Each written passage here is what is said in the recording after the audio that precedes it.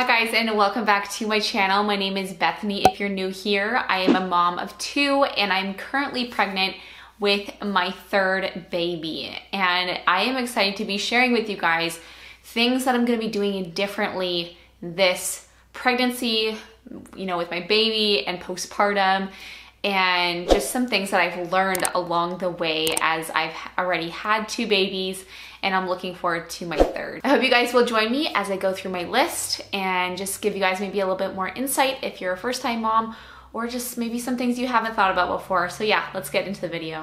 Okay, so the first thing on my list is I will be skipping the electric breast pump.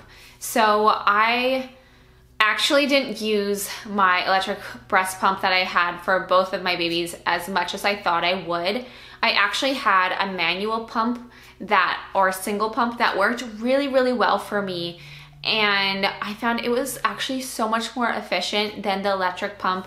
But again, I didn't have to go back to work after having my babies. I've been a stay-at-home mom, and so I was always basically available to breastfeed. And so if you are going back to the workplace, I highly recommend getting an electric pump, but that's something that I will not be using this time around, I think probably at all.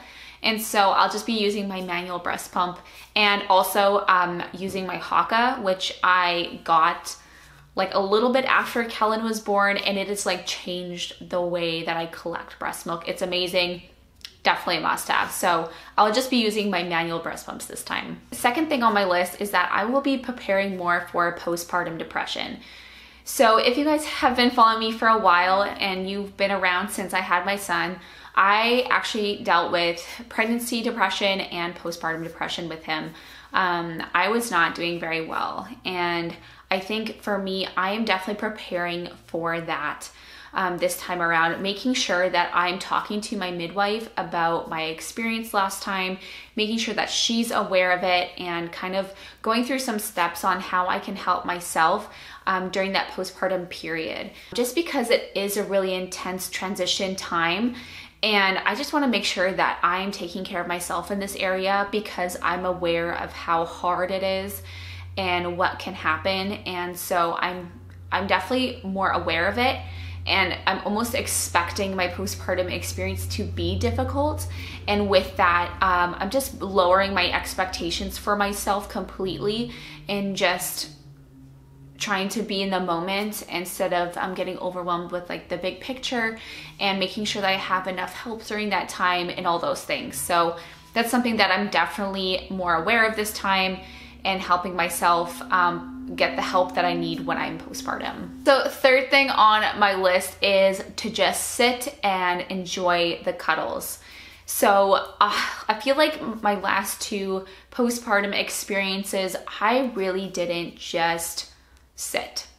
I was like, I have to do all the things, I have to get all the things done, and I just didn't really sit and just soak in that newborn stage and just enjoy it as much as I should have. And I know having more children, as I already have two, I know it's going to be still busy and there's still going to be things I'm going to have to do, but I am not going to be putting a lot of expectations on myself to get all the things done. I am going to take it easy. I'm going to soak in those newborn snuggles as much as I can, just because I don't know if this is my last pregnancy or not. And so I think that's one thing that I would really recommend for you, is just let the dishes pile up, enjoy those newborn snuggles as much as you can, because they're so little for such a short period of time, and just enjoy it, just soak it in. I know it can be overwhelming having all the things to do, but it just goes by in a blink of an eye. Okay, so one thing that I'm not gonna be doing as much of this pregnancy is shopping. So of course I have some things that I think are really cute and some things I have my eye on for this baby, but I already have a lot of things already from my previous babies.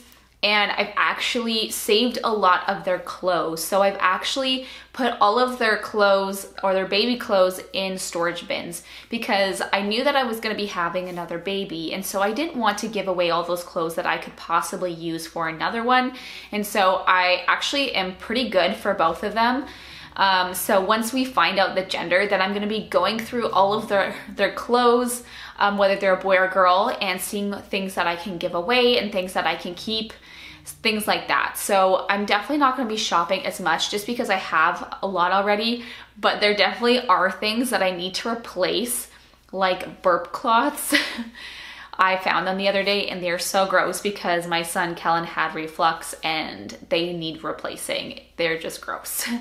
And so things like that, there's definitely gonna be things that I'm going to need this pregnancy and this baby, but I'm definitely a little bit more mindful about how much I'm spending, because when you're a first time mom, you definitely don't have all the baby stuff, and so you feel like you need everything, but babies are actually pretty minimal when you think about it. And there are a lot of good things. Maybe I'll do a pregnancy or postpartum or baby must-haves video and give you guys a little new updated video on that in the near future here. Okay, so this is one that I wish I knew when I was a first-time mom, and that is, don't take all the advice to heart. Like, take it with a grain of salt, because you will get a lot of advice from strangers or family members, and the best advice that I can give you is find what works best for you and your family, because everyone is different and everyone will find different things that work best for them. So, I mean, when you hear someone say like, oh, get sleep now, I think that's so terrible, because you know what? Having a baby is worth the sleep, and it just makes it seem so negative.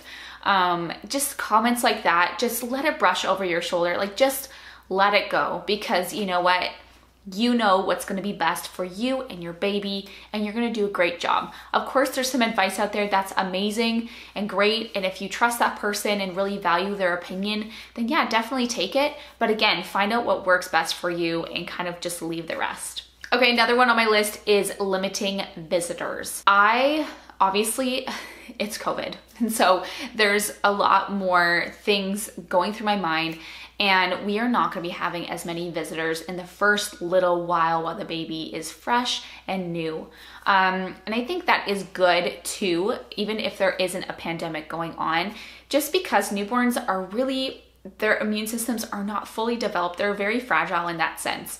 And so having them being around a lot of people can be not great, but also for your well-being. I remember for my daughter, everyone was so excited to see her, and we were so open to having people over that it was just a revolving door of people and visitors, and they were just on top of one another coming to our house, and it was extremely overwhelming for me as I was trying to breastfeed and figure that out, and just the adjustment, it was just a lot. And so it's okay to say no to visitors. It's okay to say no and just have some space. Especially for the first little while, I find it super important for you to bond with your baby, and especially for your husband and your family members too that live in your home. It's really important for them to have that special time.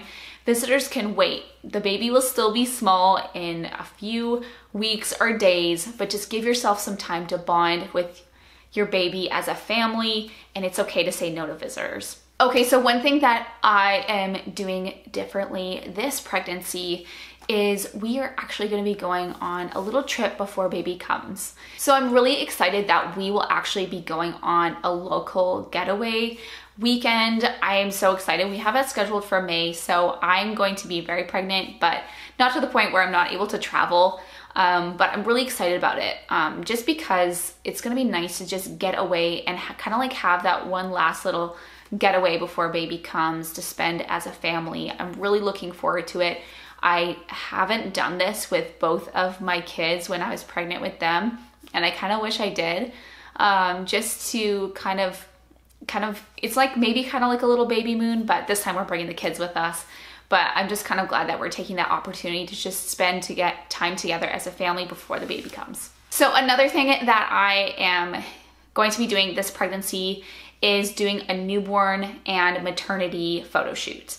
So I have never done a maternity photo shoot before, and since I'm not entirely sure if this will be my last pregnancy, I really want to take advantage of capturing the moments of me being pregnant. I know I have a lot of mirror selfies and things like that, which is great, But I think that it's worth it to capture this time in my life that may not happen ever again. Also, with a newborn shoot, we did one with Brielle, which was awesome, but we didn't do one with Kellen, and that was one of my biggest regrets. I know I took a lot of newborn pictures when he was little, but it's just so nice to have professional pictures done that you can hold on to, you know, and keep those memories in a photo. Like, it's so nice, and to have someone come to your home and just do it professionally is so sweet. And I'm excited to be doing that this pregnancy, this time with this baby, just because I really want to capture those moments. So another thing that I'm doing differently is that I am not doing a nursery. So because I have 2 kids already, both of them have their own rooms right now. And when the baby is born, it actually probably won't need its nursery until about 4 months. That's usually when we transition our kids into their own room, into their own crib. But the baby will be in our room for the first few months. And so I'll be making a baby nook and kind of transforming our room into the nursery instead of making their own room, just because it's highly recommended for a baby to sleep with you in your room for the first 3 months at least. And that's what we're planning on doing.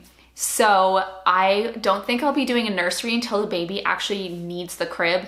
And my son Kellen, he's 2, and he's actually sleeping in there still right now.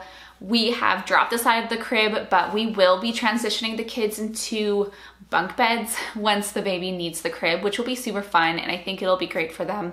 They might just play too much, but that's what we're gonna be doing after the baby's born. So that's something that we're doing differently. I didn't have a nursery with Kellen, and I just kind of transformed our room into a nursery. But with my daughter, did like a full room just for her, and I just realized this time it's just not optimal for us to do that this time. And I'm really looking forward to just creating kind of like a baby nook for our baby in our room this time. Okay, so the last thing on my list is that I am moisturizing my belly a lot sooner this time. So my last 2 pregnancies, I am actually super grateful that I didn't get any stretch marks, which is unbelievable to me. I feel incredibly grateful for that. But I know that I've been showing so much sooner with this pregnancy. And because of that, I've been moisturizing my body and my belly so much more and just earlier. Just because I want to do what I can to keep my skin moisturized and stretchy, because I know how big my belly is going to get. Just some of the products that I've been using is this coconut oil from the company Coco & Shea, and then this Breezy Body Butter, which are both great products. Usually I'm just using this coconut oil. It smells amazing. I will put the link down below for you guys, and I do have a discount code if you want 20% off, which I'll also put down below for you guys. So highly recommend putting these on your belly. Or any type of moisturizing lotion or oil, just because you want to have some moisturized skin to help yourself not feel as uncomfortable, because I know how itchy and stretchy your skin can feel when your baby is growing. So I'm doing that a lot sooner this time, and I do it every night before I go to bed. All right, so that is where I'm gonna end today's video. Thank you guys so much for watching. I hope that you found some tips on things that I'm doing that maybe you might be doing for your pregnancy. If you found something super helpful in this video, make sure you give this video a thumbs up. Thank you guys so much for watching. Please subscribe if you haven't already, and we'll see you in my next one. Bye guys.